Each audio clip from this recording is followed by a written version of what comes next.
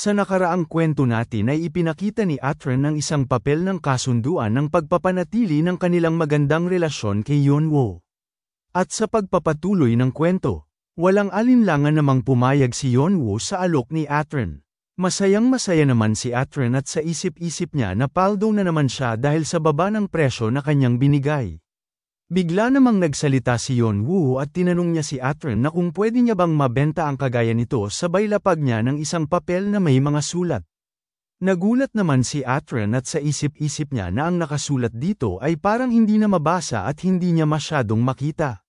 Napagtanto niya naman agad ito at sinabi niya na ang nakasulat dito ay mayroong taglay na mataas na kaalaman pagdating sa alchemy at hindi siya pamilyar sa kaalaman na ito dahil hindi pa siya nakakakita nito sa buong buhay niya.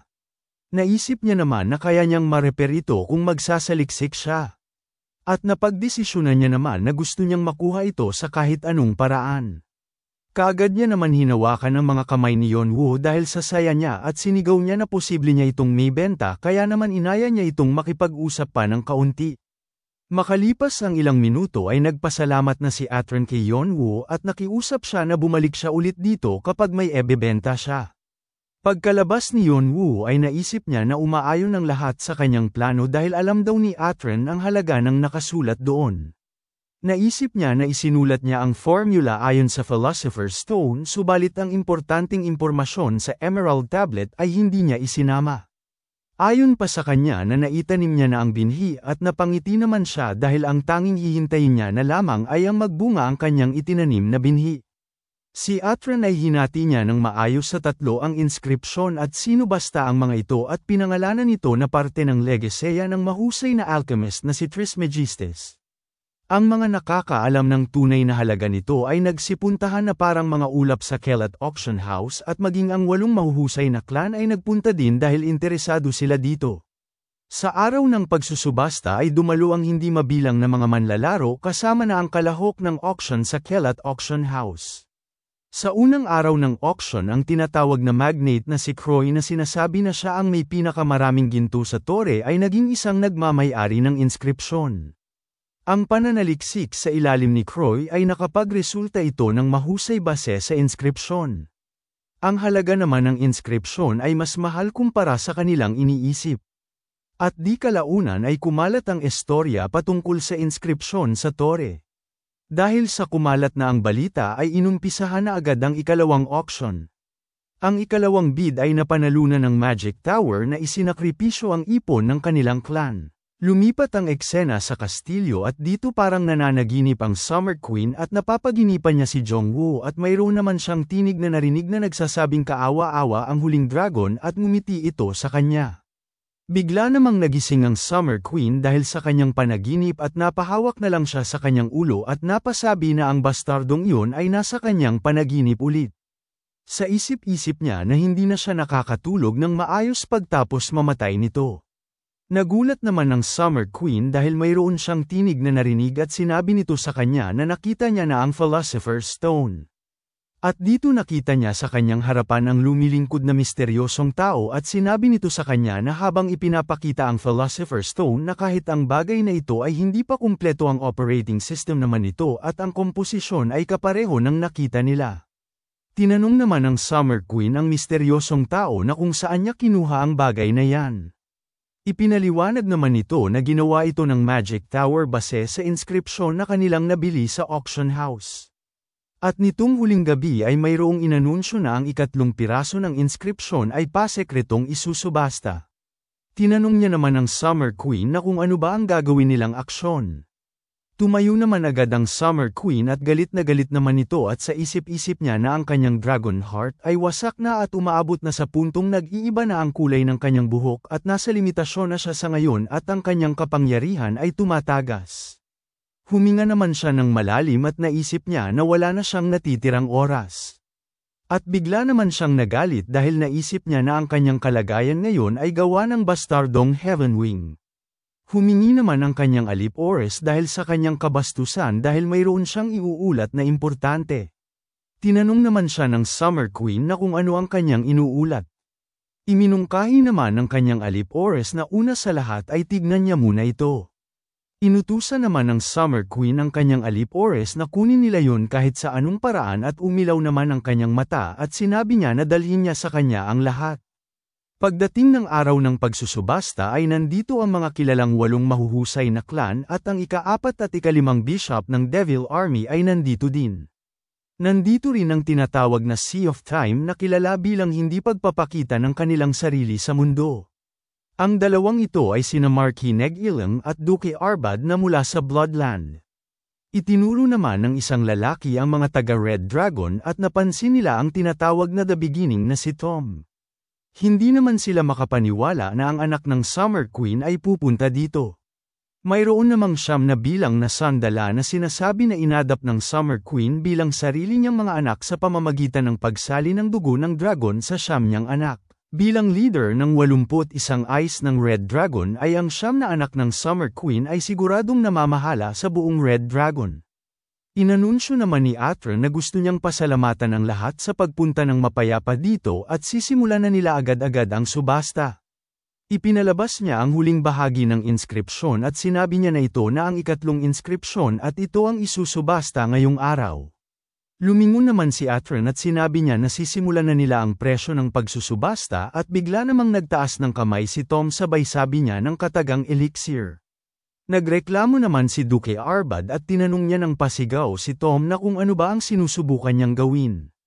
Ang elixir ay isang godly medicine na maging ang Heaven Wing ng Artia ay gustong mapasakamay ito. Ang bagay na ito ay hindi mabibili ng kahit anong pera sa buong mundo. Kaya naman ang ibig sabihin lang noon ay ang Philosopher's Stone ay katumbas ng halaga nito. Sinabi naman ng isang anak ng Summer Queen na akala niya ay pwede nilang ibayad ang item sa halip na pera at tinanong niya ang nagsusubasta kung mali ba siya. Nanginginig naman si Atron at sinabi niya na hindi at sinabi niya na tinatanggap niya ang bayad na elixir at tinanong niya ang iba na kung mayroon pa bang bibili sa mataas na presyo. At kung wala na ay uumpisahan niya na ang pagbibilang. Nagalit naman si Arbad at tinanong niya ng pasigaw ang mga kasapi ng Red Dragon na kung inaakala ba nila ay makukuha nila ang inskripsyon at sinabihan niya pa ang mga ito na katulad pa rin sila ng dati.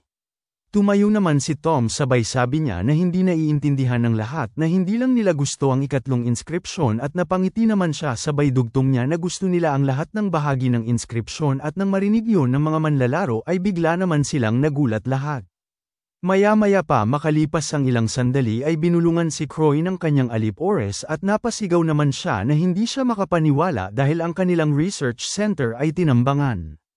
Nakatanggap rin ng tawag ang ikalawang bumili ng inskripsyon na ang kanilang tower ay pinasok din at ninakaw ang kanilang inskripsyon. Napatanong naman si Croy kay Tom na kung ano ba sa tingin nila ang kanilang ginagawa at maging ang matanda ay sinabihan siya na kung bakit niya nagawang pagtaksilan ang Magic Tower. Habang papalabas ang ibang mga misteryosong tao ay napapasigaw na lang ang iba na kung nababaliw na ba ang mga ito at kung sinusubukan ba nilang maglunsad ng malawakang digmaan sa buong tore.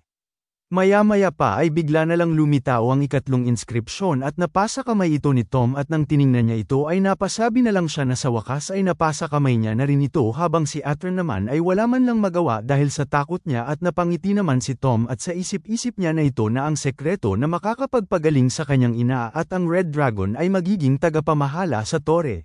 Lumipat ang eksena at dito sinabi ni Yonwoo na yun ang inaakala ng mga ito kaya naman napatawa na lang ng napakalakas si Braham sabay sabi niya pa na ang auction house ngayon ay isa ng madhouse ngayon. At dagdag niya habang pinapahira ng luha sa kanyang mata sa kakatawa na hindi daw nila iniisip na isa lamang itong biro. Sa isip naman ni Yonwoo na habang ginagawa niya ang configuration para sa inskripsyon ay nilagyan niya ito ng formula ng laso ng demonyo sa loob nito dahil ang demonyo at dragon ay natural na magkaaway at magiging masama ang epekto nito sa dragon. Ang katawan daw ng Summer Queen ay wasak na kaya naman mas lalo pa itong mawawasak dahil sa inilagay niyang laso ng demonyo. Sinabi niya naman kay Braham na sa puntong makaramdam ng kakaiba ang Summer Queen ay nalasan na ito ng laso ng demonyo. Kapag naman mangyari yun ay mapupuno ng galit at puot ang Summer Queen sa inskripsyon at ang pinanggalingan ng inskripsyon ay ang Emerald Tablet. At hindi kalaunan ay malalaman nila na ang Emerald Tablet ay nagmula sa Walpurgis Knock. Napasabi na lang si Braham na ang mga grupo ng mga mangkukulam ay sa huli ay lalabanan ng Red Dragon at napahanga naman siya kay Yonwoo dahil sa napakatalinong plano nito.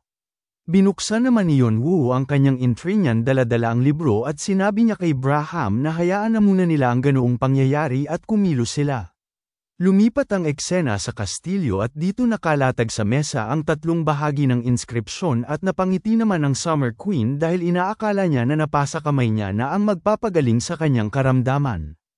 Ang Summer Queen ay hindi simpleng pinuno lang ng clan, ang rason kung bakit ang Tore ay takot sa Red Dragon dahil pinamamahalaan ito ng Summer Queen at ang rason kung bakit malalakas ang kasapi ng Red Dragon dahil ibinabahagi ng Summer Queen ang kanyang kapangyarihan sa kanyang mga nasasakupan. Ang Summer Queen ay pundasyon ng Red Dragon at siya mismo ang Red Dragon. Gayunpaman, ano ba ang mangyayari kapag may nangyaring masama sa kanya? Bigla na lamang sumigaw ang Summer Queen na tila ba ay mayroon itong napakasakit na nararamdaman at nakita naman agad iyon ng kanyang Alip Ores. Napahawak na lang sa ulo ang Summer Queen habang may lumalabas sa kanyang katawan na usok at napatanong siya ng pasigaw na kung ano ba ang nangyayari sa kanya. Mas napasigaw pa ang Summer Queen dahil sa kanyang nararamdaman na sakit at ang kanyang ginawang Philosopher's Stone ay may inilalabas na parang lason. Makalipas ang ilang minuto ay tinanong ni Tom ang kanyang kasama na kung nahanap niya na ba ang nagmamay-ari ng inskripsyon. Tugon naman ng isa na hindi pa subalit mayroon silang nakausap na nakakita kay Leonte at ng Walpurgisnacht na sinasabi na nagdala sila ng batong monumento mula sa Faust Historical Site. Mayroon namang testimonya na nakita nila ang kasapi ng Walpurgisnacht sa auction house at napatanong naman ito na kung may kaugnayan ba ang mga ito. Pagkarinig ni Tom ay labis naman ang galit na kanyang nararamdaman. Pag-alit niya namang sinabi na kung bakit ba ang mga pipitsuging manlalaro ang gagawa nito nang wala man lang pakundangan. Lumipat ang eksena at dito mayroong sinunog si Yonwoo na isang papel at lumabas sa kanyang sistema na nagawa niyang mawasak ang record ng Deroy na 3 parte. Ang hidden piece ay lalabas na. Nagawa niya na ring mawasak ang 6 na record ng Deroy. Ang ranggo ng kanyang kasanayan na tinatawag na Demon Studies ay tumaas at ngayon ay BB+ na ito. Sa isip-isip naman ni Yonwoo na hindi pa ito ang lahat subalit hindi niya lubos maisip na makakakuha siya ng parte ng Exploration Journal at ang nangyari sa auction house ay umaayon sa kanyang pinaplano. Napagdesisyonan naman ni Yonwoo na susuriin niya ang kanyang ibang nakuha. At dito lumabas ang mga hindi mabilang na mga kaluluwa na may mga kadena at lumabas sa kanyang sistema ang tinatawag na The Third Heavenly Spirit. At mayroon itong dalawang kakayahan ay ang una ay ang tinatawag na Evil Spirits. Kaya niyang itanim ang kanyang naisip na plano sa mga kaluluwa at gamitin ito kahit kailan niya man gusto.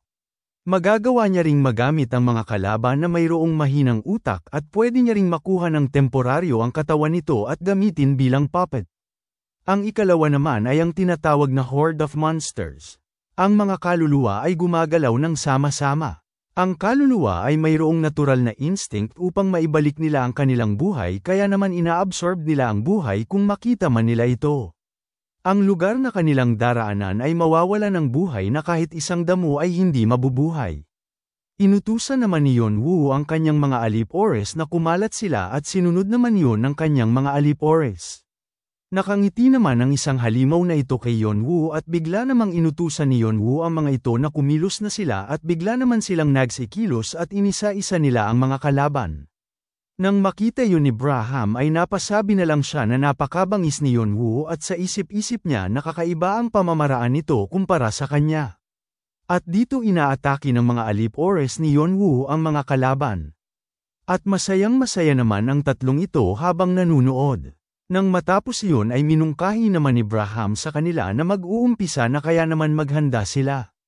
Biglang nag-cast ng isang mahika si Braham kaya naman lumabas ang isang nilalang na demonyo sa ulo ng demonyong halimaw at napangiti naman ito at sinabi niya na napakasariwa ng hangin dito. Lumabas naman sa sistema ni Yonwoo na napagtagumpayan niyang makapagpalabas ng mababang antas ng demonyo. At binati naman siya ng sistema na nakahanap siya ng paraan upang makontrol ang kamatayan at ang sakop ng kanyang impluwensya ng kadiliman ay mas lumawak pa. Ang kanyang kakayahan sa pagkontrol ng kaluluwa ay mas lumalim pa. Mas lalong tumaas ang kahusayan ng kanyang kasanayan na tinatawag na the Third Heavenly Spirit sa 21.5%. Nakuha niya na rin ang katangian ng tinatawag na Dark Lord at nakatanggap siya ng titulong Leader of Evil. Nakakuha na naman siya ng mahusay na tagumpay na hindi madaling mapagtagumpayan. At bibigyan na naman siya ng karagdagang karma at gantimpala. Ang evolution ng demonic studies ay ginantimpala sa kanya. Ang bago niyang kasanayan ay nananaliksik ng konsiderasyon sa manlalaro ng kanyang stats at katangian. Ang superior skill na demonism ay nagawa na. Ang demonism ay mayroon numerong 19 at wala pang kahusayan. Ang form ng demonic studies ay prinopromote sa maraming antas. Bagaman ang isang ito ay mababang antas ng demonyo lamang na hindi narinig sa mundo ng demonyo. Mayroon naman siyang mahusay na pag-iintindi sa demonyo at attribute power sa pamamagitan ng pagsilang sa demonyo. Mayroon naman itong tatlong kakayahan at ang una ay ang tinatawag na demonic energy. Ang demonic energy ay kinakailangan ma-activate ng patuloy sa pamamagitan ng demon's blessing. Ang ikalawa naman ay ang tinatawag na demon curse. Kapag naman ang itim na mahika ay natutunan sa pamamagitan ng skill book at naipalabas ito at ang ranggo nito ay tataas. Ang pagtaas ng ranggo ay walang kapantay sa kayang gawin ng demon's blessing. Ang ikatlo naman ay ang tinatawag na Devil King Poison. Ang mas epektibong lason kumpara sa Devil's Poison ay nagawa na. Nakadepende naman ang dami o kalidad nito kung ilan ang dami ng kanyang demon's blessing. Lumabas rin sa kanyang sistema na maraming demonyo ang nakakakita sa kanya. Ang ibang mga demonyo ay nag-uusap patungkol sa tatahaking landas ni Yonwoo. Ipinakita naman ni Aga Race kung gaano siya kasakim pagdating sa kanya at mayroong gulo ang lumabas sa kanyang bibig. Nagka-interes naman ang demonyo ng Jiagyu na si Tao Wu sa kanya.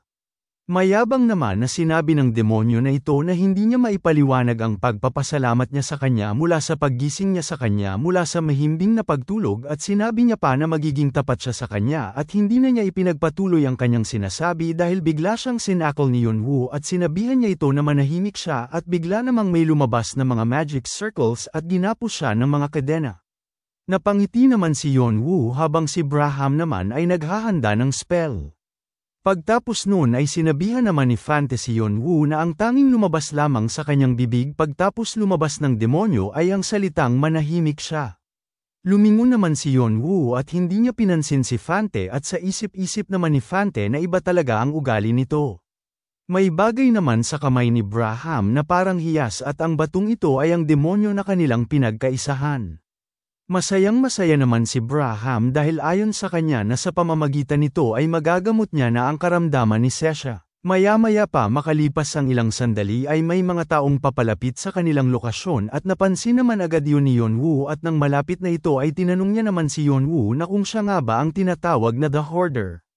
Wala namang naging tugon si Yonwoo bagkus ay pinagmasdan niya naman ito at kilala niya ang taong ito at ito ay si Marquis Caliber ng Bloodland at isa ito sa 12 na espada na pinapahalagahan ng matakaw na Emperor. Kinumpirma naman ni Yonwoo na kung hinahanap niya ba siya patungkol sa nangyari kay Baron Lao. Sinabi naman ni Marquis Caliber na kagaya nga ng kanyang inaasahan na may kaugnayan nito sa kanya. Ipinaliwanag naman ni Marquis Caliber na si Baron Lao ay mahalaga niyang kasamahan at nagpunta ito bilang sugo upang imbitahan siya ngunit hindi pa ito nakakabalik sa ngayon. Naalala naman ni Yonwoo ang nangyari habang sinasabi sa kanya ni Marquis Caliber na gusto niyang malaman kung ano ang nangyari kay Baron Lao sa araw na iyon at sinabi niya pa na alam niya ang ginawa ng taga-Elohim na clan. Sa isip-isip naman ni Yonwoo na kinakailangan niyang magsinungaling ng kaunti dahil ang mga manlalaro daw ng Bloodland ay na-stuck pa rin ang kanilang pagiging tapat. Sinabi naman ni Yonwoo na pumayag siya sa imbitasyon sa kanya ni Baron Lao subalit bigla na lang dumating ang mga taga-Elohim na clan. Ipinaliwanag ni Yonwoo na ang Elohim at siya ay malaki ang diferensya sa kanilang lakas at sinabi ni Baron Lao na hindi niya papayagang mapahamak ang bisita ng kanilang emperor kaya naman inutusan siya ni Baron Lao na tumakbo na at siya na ang bahala sa mga taga-Elohim na clan. Nagulat naman si Marquis Caliber habang sinasabi ni Yonwoo na nagpapasalamat siya kay Baron Lao dahil naligtas siya mula sa kapahamakan. Tinanong naman siya ni Marquis Caliber na kung ano ba ang huling ginawa ni Baron Lao.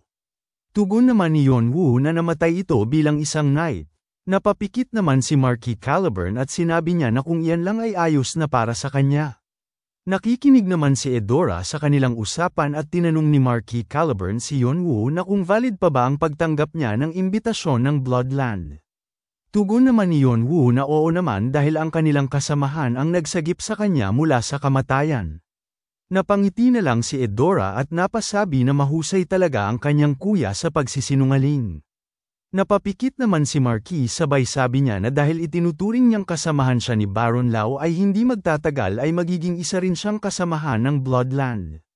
Ipinalabas niya naman ang kanyang espada at sinabi niya na ipinapangako niya na susundin niya ang kagustuhan ni Baron Lau na ituturing nila siya bilang kakampi at poprotektahan nila siya mula sa oras ng panganib at ang Elohim na clan ay magbabayad sa ginawa nila sa kanyang pinakamamahal na kasamahan na si Baron Lau. Lumabas naman sa sistema ni Yeonwoo na ayon sa panunumpa sa mana, ang pangako ni Marquis Caliburn ay idinedeklara bilang pasalitang ayos. Sa isip-isip naman ni Yeonwoo na ang Elohim na clan at Bloodland na clan ay magkaaway sa ngayon na siyang ikinasaya niya naman. Nang makauwi na si Marquis Caliburn ay tumambad sa kanya ang mga sugatan niyang kasamahan. Sumigaw naman siya na kung ano ba ang nangyari dito. Bigla namang may nagsalita at nagulat naman si Marquis Caliburn dahil dun. At dito ang taong ito ay si Arbad at wala na itong braso at sinabi niya kay Marquis Caliburn na huwag niyang gawing big deal ito. Tinanong naman siya ni Marquis Caliburn na kung ano ba ang nangyari dito. Ipinaliwanag naman ni Arbad na ang Red Dragon, Magic Tower, ang magnates na mga tao, ang bureau ay nababaliw na at naging kalaban nila. Dagdag niya pa na narinig niya rin ang patungkol sa Elohim na clan na ang mga yun ay naging baliw na rin. Tinawag naman ni Arbad si Marquis Caliburn at bigla itong napaluhod at nagbigay-pugay. Sinabi naman ni Arbad na ipapalabas na nila ang kanilang mga sundalo at dagdag niya na kahit ang Elohim na clan at Red Dragon pa na clan ay kinakailangan nilang patayin ang lahat ng peste na magiging hadlang sa kagustuhan ng kanilang emperor.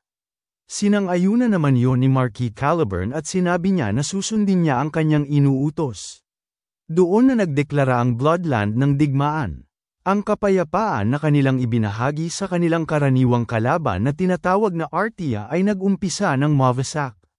Makalipas ang ilang oras ay pinuntahan ni Yeonwoo ang lugar na kung saan nangyari ang labanan at tinawag naman agad ni Yeonwoo si Bu at nakiusap naman agad si Bu na bigyan niya siya ng kautusan. At inutusan niya si Bu na alamin niya kung ano ang nangyari dito. Naghanda naman agad si Bu ng kanyang mahika at sinimulan niya naman ito kaagad.